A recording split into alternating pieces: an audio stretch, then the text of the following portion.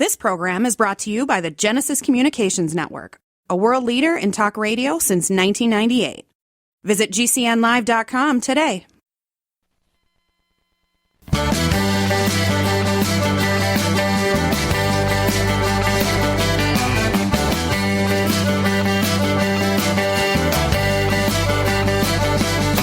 Broadcasting and streaming live all across America. This is HomeTalkUSA with Michael King, where we will discuss topics pertaining to your home with industry-leading experts. Michael King is a licensed general contractor with more than 30 years of experience in home improvements and the author of Contracting with the King.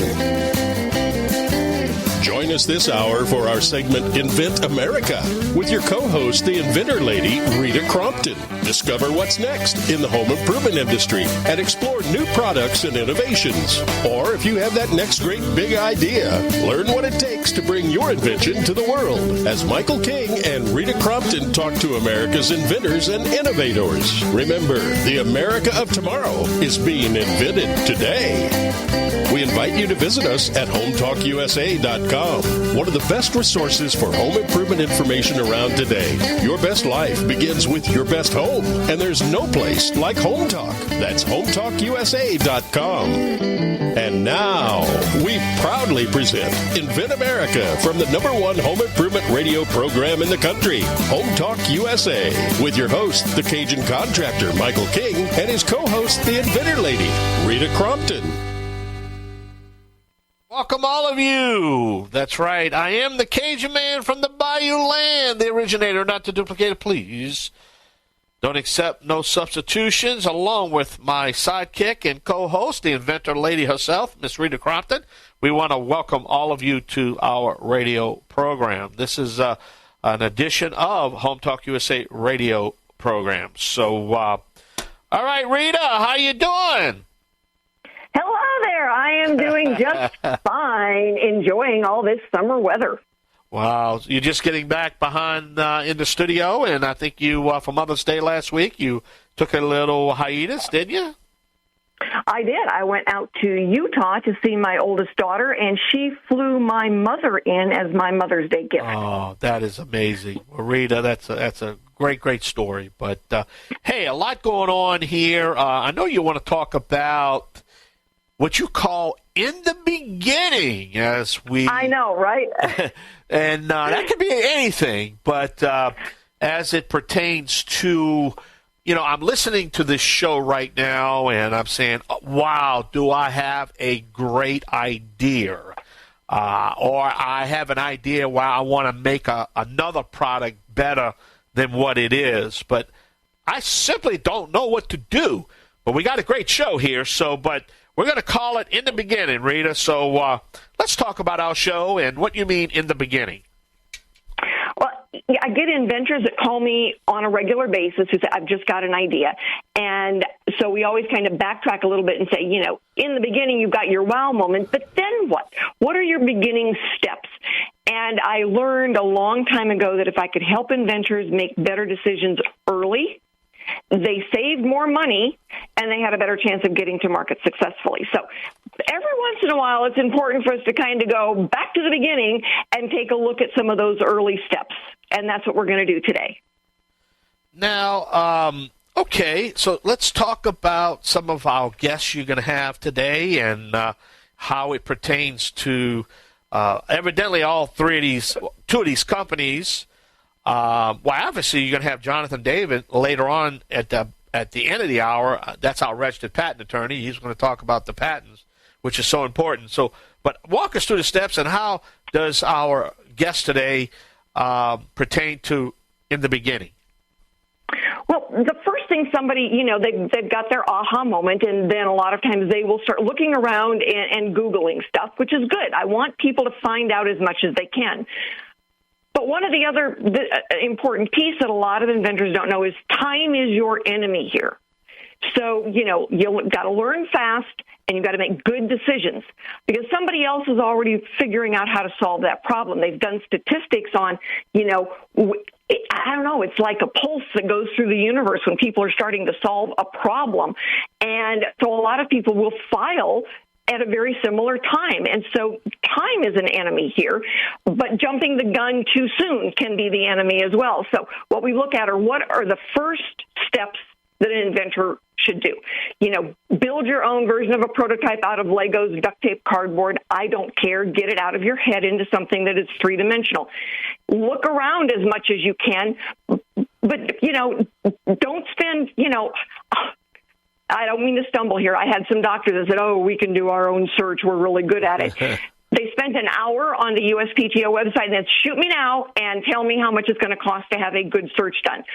So everybody's got their own threshold of pain, but I'll get people who will spend weeks searching. And that is, we had one lady that she said someone else filed a provisional patent application on exactly what I was doing 2 days before I did. So again, time is not your friend here, and sometimes your pain threshold is not your friend either. So the first money that gets spent is on a good, comprehensive, independent search.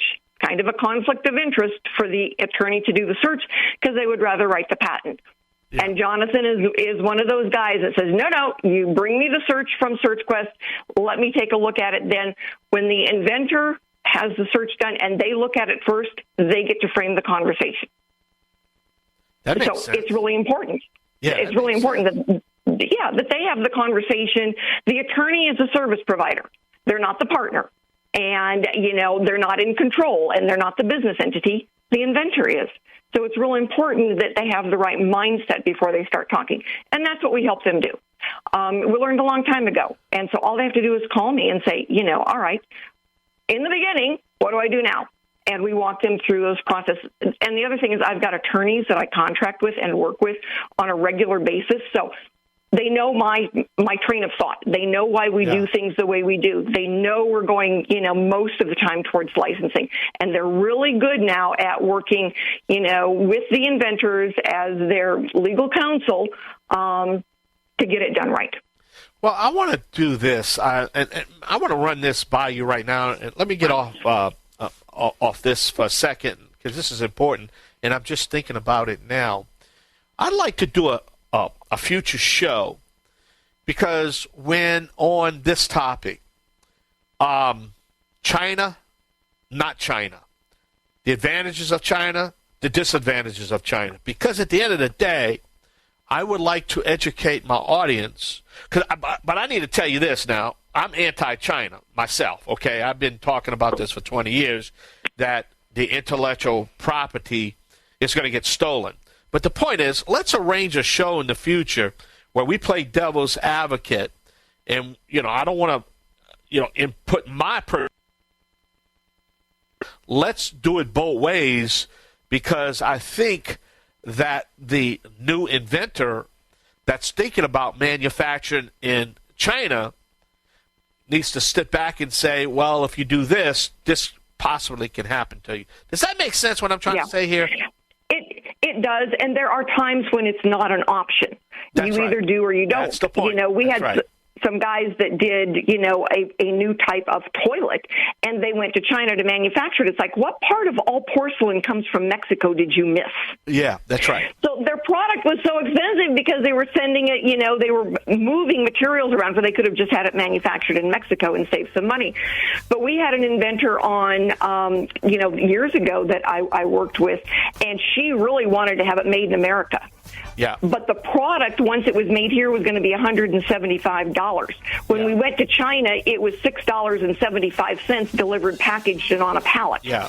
And they were shipping the aluminum from the U.S. to make it. Can you put that in your mental computer and let's talk about that? I think that would be a great show. I really would. I did. I already have it there. I added it while we were talking, and we will get that lined up for June. Yeah, I do that a lot. When I'm thinking about something, I said, you know what? This is what I need to do. And, hey, we got to take a short break because you know what we have to do right now, Rita, right? We got to pay some bills. Here. We got to pay some bills. All right. All right, we're going to take a short break. I am the Cajun contractor, Michael King, along with my co-host, the Inventor Lady herself, Rita Crompton. Stay with us right here on the Home Improvement Broadcasting Network, streaming live on the Genesis Communication Radio Network at GCNlive.com. I'll be back. Me and Rita will be back. Don't go nowhere.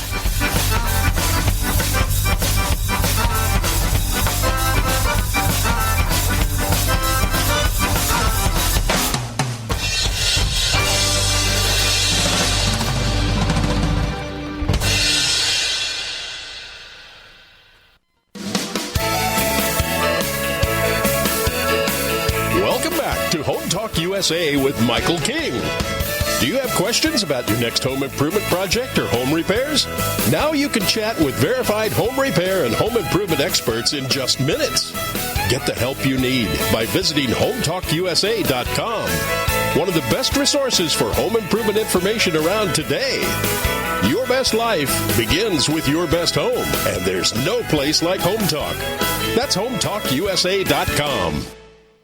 And now, back to InventAmerica from the #1 home improvement radio program in the country. Home Talk USA with your host, the Cajun contractor Michael King, and his co-host, the Inventor Lady, Rita Crompton. All right, welcome back. Don't forget we are streaming live on the World Wide Web, again, at HomeTalkUSA.com. All right, Rita, wow, a lot going on. Who's our next guest? Our next guest is Randi Butler, and she is from the lovely state of Florida, and she's in the very early stages, so there's no website yet, just getting started, but she's learned some valuable lessons, and since our topic today is in the beginning, our guests today are in the beginning. So, Randi, thank you so much for being with us today.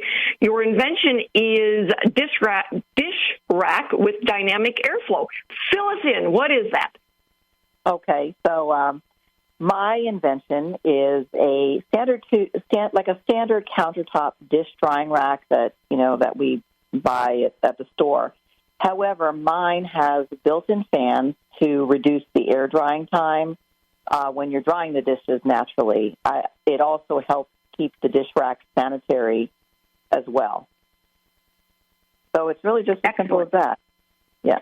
Yeah, I mean, we set dishes out all the time in a rack, and it takes, sometimes forever for them to dry, it seems like. So it makes sense to me. It's like, wow, why didn't somebody come with that a long time ago?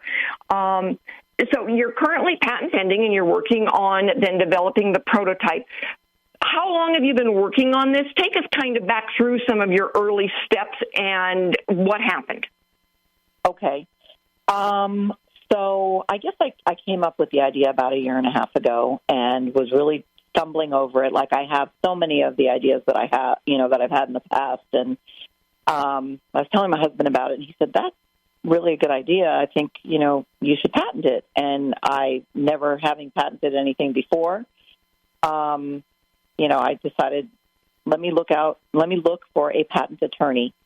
So I found one, and that it just kind of snowballed from there. And, from the time I had it with the attorney, I would say it took about a good 8 months. But now, I do have a U.S. pending patent, provisional patent, and I'm trying to come up with a prototype so I can move forward and, finally get a official U.S. patent.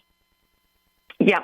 One of the things that we have noticed over the years is that having a good independent comprehensive search done first helps you then frame the conversation with the attorney so that, one, you understand what's out there, which is really important. And most inventors don't understand that a good search has got to be an international search, not just the USPTO. Absolutely. And I kind of learned that the hard way. Because I did that, and as things came up. So I agree with that. If going back in time, I would have done that because I had to end up investing in 2 searches. So definitely, for my next idea, I would definitely just go the international route instead. So, and, the search that you had done eventually, all right, it was the USPTO search, the comprehensive search, the international search, and a product search. And what you found, what came back was a different patent that had been written in the United States. But we get people that say, well, this one from Finland is exactly what I was working on. So the international part of that search is critical because it's still considered prior art for a U.S. filing. Absolutely. I mean, it was my surprise when we did the international search that we really didn't come up with anything major internationally, but something right here in the U.S. But fortunately, it looks like it's different enough where, I'll still be able to patent my product. Yeah. It gave you some serious indigestion until you had a chance to then show it to the attorney and say, wait, what about this? And then they were able to say, oh, no, we're okay. We're good on this. But may have made some differences. Certainly, I get inventors all the time that say the best $500 I ever spent was on that search because it told me not to go there. I would do it every time because, I just, when that happened, I thought, oh, great, I just wasted a year and a half, focusing on this when I could have moved on to something else. Unfortunately, it looks like it will work out for me, but definitely the international patent search is definitely the way to go. So you said your next step was working on a prototype. What's your ultimate goal then with this? So my ultimate goal is what I thought I could do is once I had a provisional patent, I thought that I could go ahead and just sell it, and that would be the end of it. But I'm learning that, there's more steps. So my next step is to make a prototype and determine the marketability of my product. But ultimately, I would like to sell my patent and I would, or license it, whatever I can do first. But, that's my ultimate goal is to be able to sell the patent. So that, in the beginning, as we go along with our topic, understanding sometimes the words that you use are really important. When you want to sell your patent, before you've made any and sold any, you will get pennies on the dollar for what you invested in it. When you license it with the right to do a buyout when the product hits its peak at about 4 to 5 years, you get more money. Absolutely. And, I'm learning this as I go because I kind of just jumped into it, and it looks like that's the, definitely the next step. And I didn't plan on, possibly, making these and trying to sell them to companies just to license them. But it looks like that will probably be the route that I'm taking. But I believe in my product enough where, I'm willing to do whatever, to see it through. Well, you work on that prototype and then plan on going with us to the National Hardware Show next April. I'm there. So that you can launch your product and show off a little bit. That's always a great place to go show off and launch those products. All right, Randy, do you have a website? I don't yet. All right. Rita? So you'll be able to find her as soon as she's got her prototype ready for showing off. We will do some video and get that matched up and get her listed on the Inventor Lady website. Right. And then by then she'll probably have her own website, and we'll list that as well. Good. Well, Randi Butler, thank you so much, and good luck to the self-heating dish rack. Thank you so much. All right. Well, Rita, we have to take a short break. We've got to pay some bills, right? Yeah, we sure do. When we come back, we're going to have another guest, another topic right here on the InventAmerica radio program. This is InventAmerica, along with my co-host, the Inventor Lady herself, Rita Crompton. You stay tuned right here on the Home Improvement Broadcasting Network. Don't forget, we always stream live at the Genesis Communication Radio Network at GCNlive.com. Yahee! Me and Rita will be right back.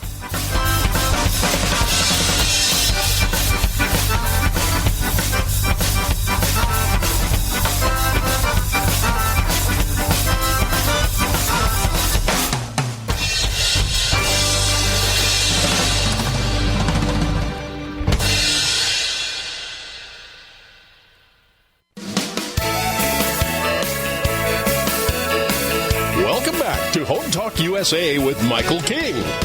Do you have questions about your next home improvement project or home repairs?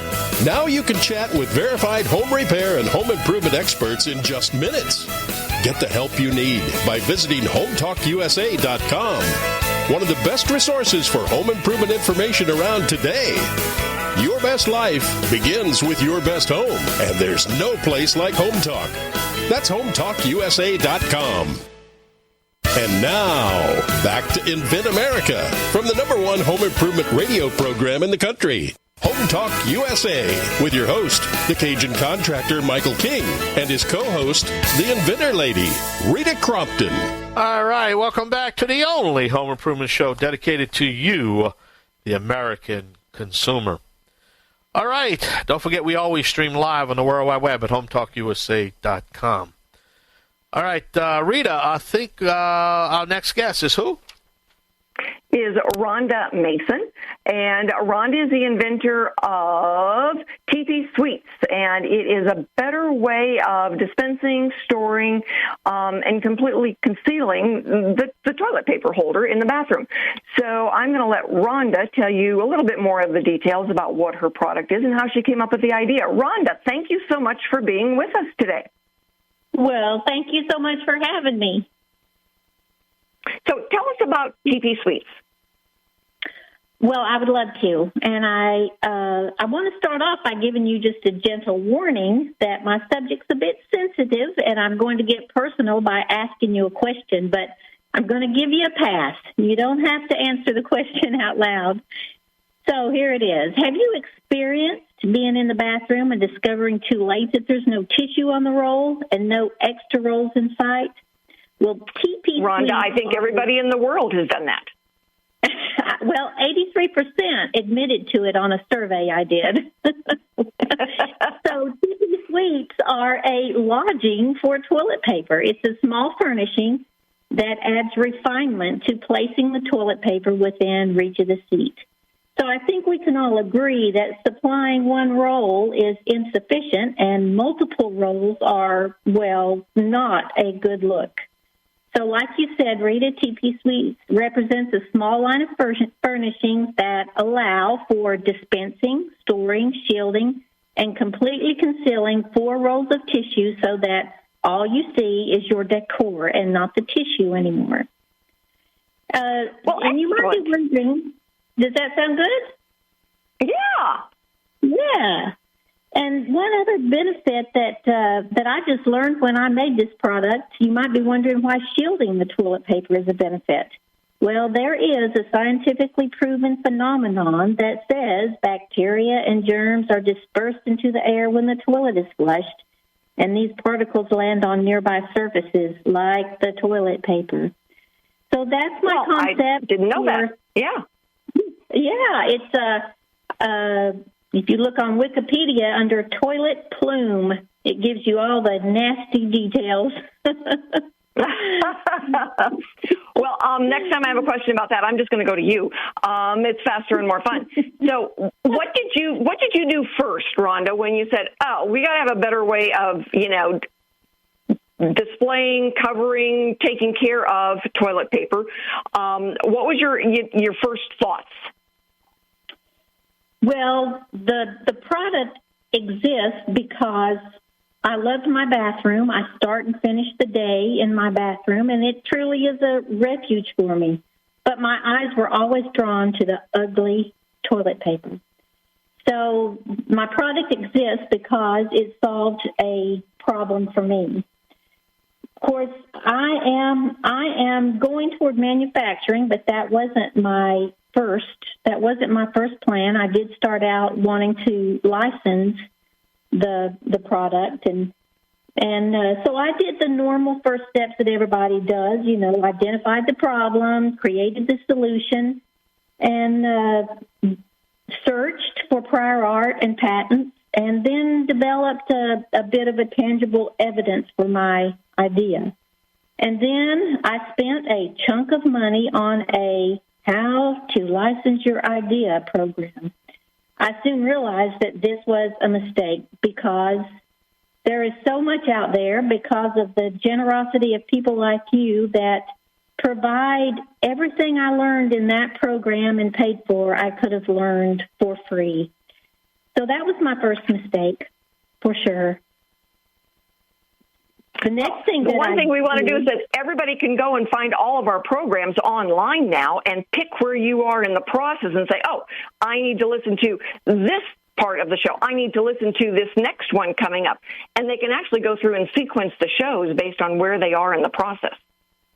And that is awesome. It's wonderful to be able to have exposure to such incredible information and experiences. Experiences teach us so much. Well, we want to be able to invite all of our listeners and you and all of our guests who've been on the show to our Inventor Roundtable meetings, because that is where then a lot of inventors can talk to other inventors. And what I've learned over the years of running the Inventors Roundtable is that sometimes your best resource is the inventor sitting next to you, whether it's at a table at a restaurant or online at one of our virtual meetings. I completely agree with that. I know the roundtable settings that I have been in have really what they did for me was cause my product to just get better. So many people, when you're starting out, you make your first prototype and you think that's it. But if you listen to people and get feedback, before you know it, your product has evolved into something much better than what it started as. Excellent. What advice do you have for our audience about first steps? Well, I think that the very first steps are probably always the standard. But when I first entered this circle of terminology that spoke about inventors, I really didn't feel like an inventor.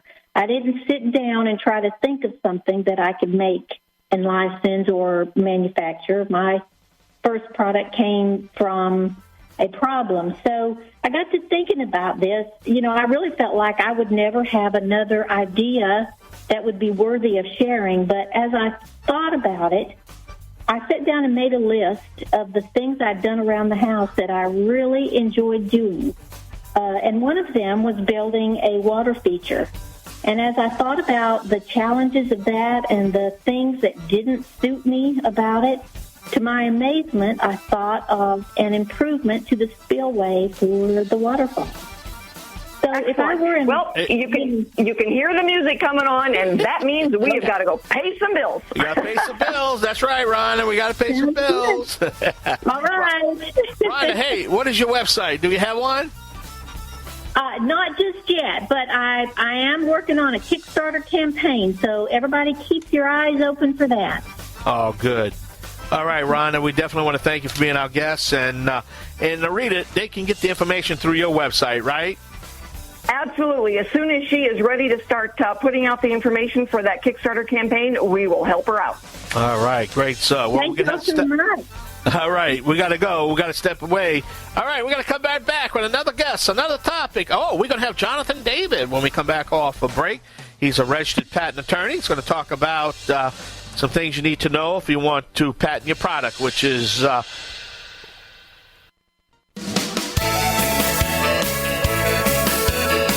Welcome back to Home Talk USA with Michael King.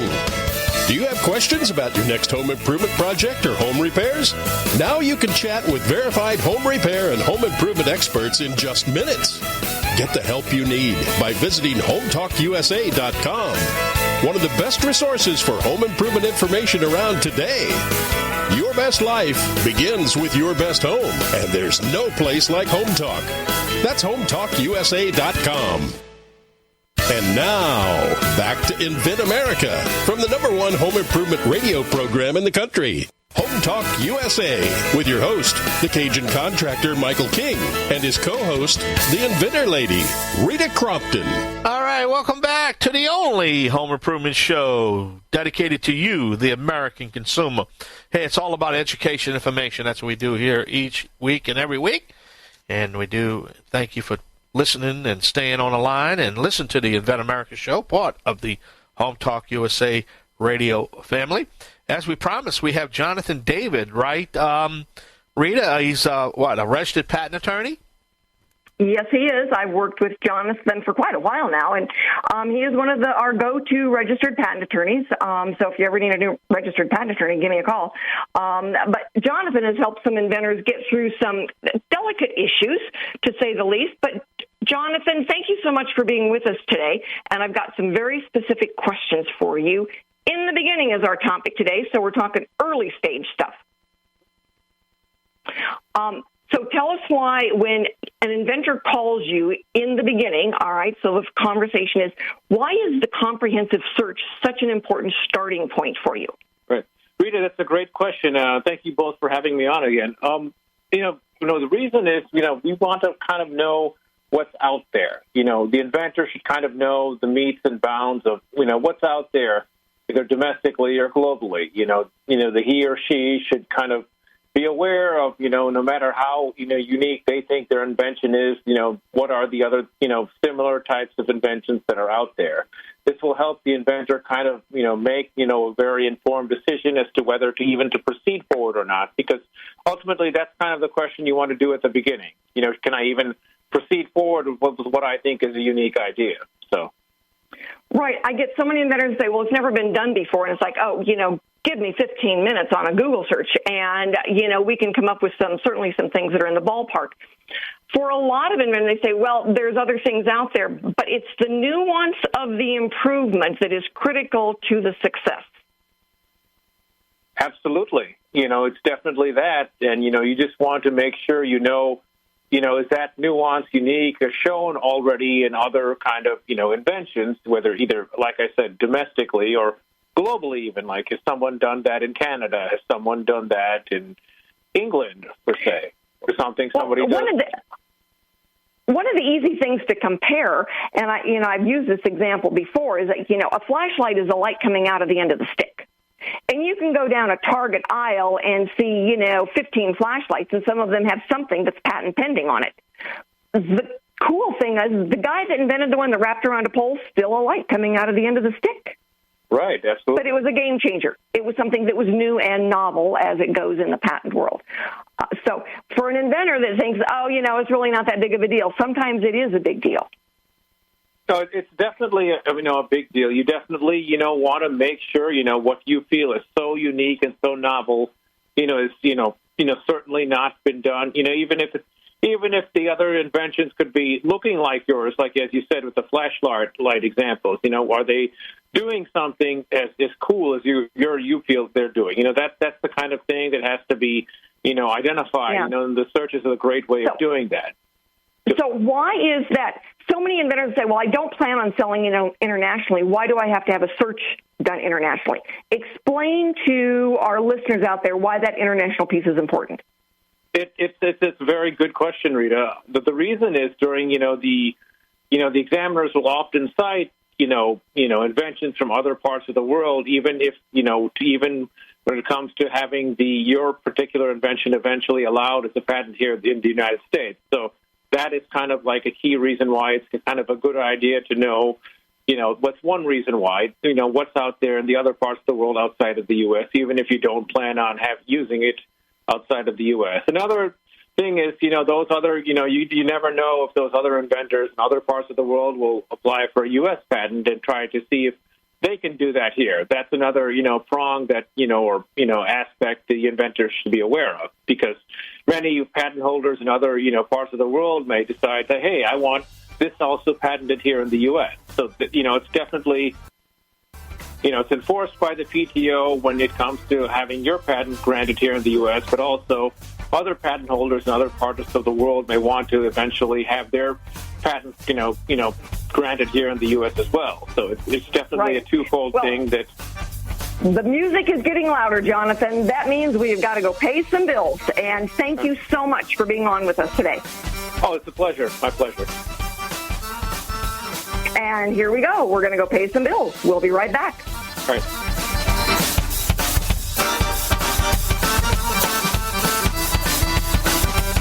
Hey!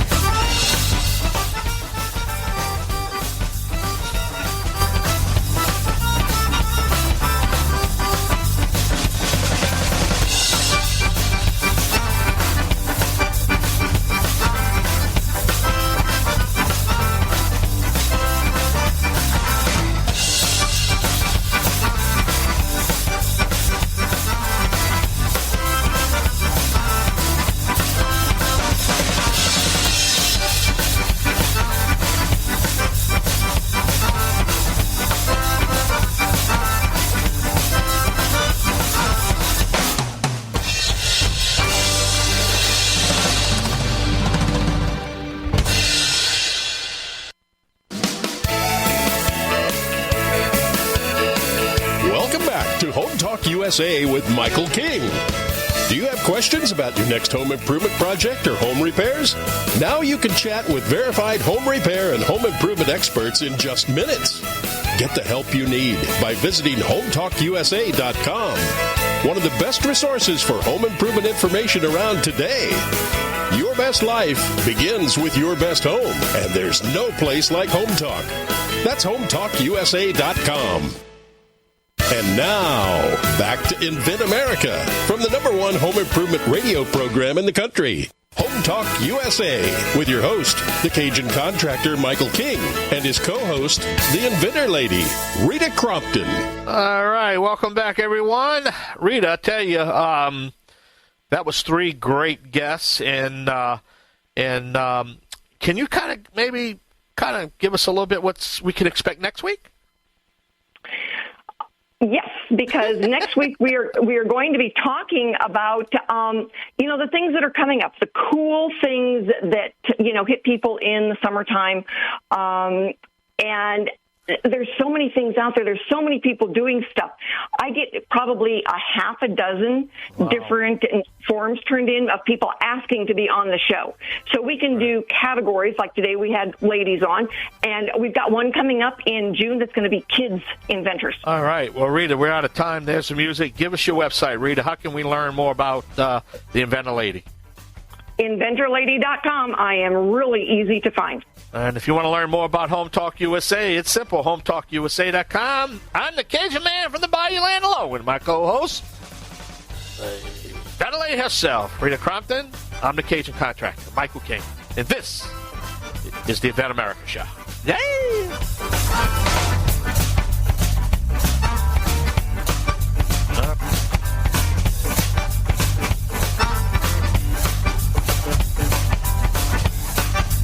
Home Talk USA with Michael King is produced by Home Talk Media in association with King's Broadcasting Network and Genesis Communications Network.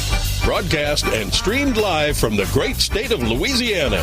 Host and producer, the Cajun contractor, Michael King. Executive producer, Michael Mellinson. Affiliate and sponsor relations, Joe Spera. Comptroller, Sheila Gregoire. Assistant producer, Christian Bethencourt. Board operators provided by Genesis Communications Network. And I'm your announcer, Kevin McCarthy. Music includes King's Creole by Prolific Arts, Cajun Jam by StockMusic.com, and Zydeco City by Steve Rice.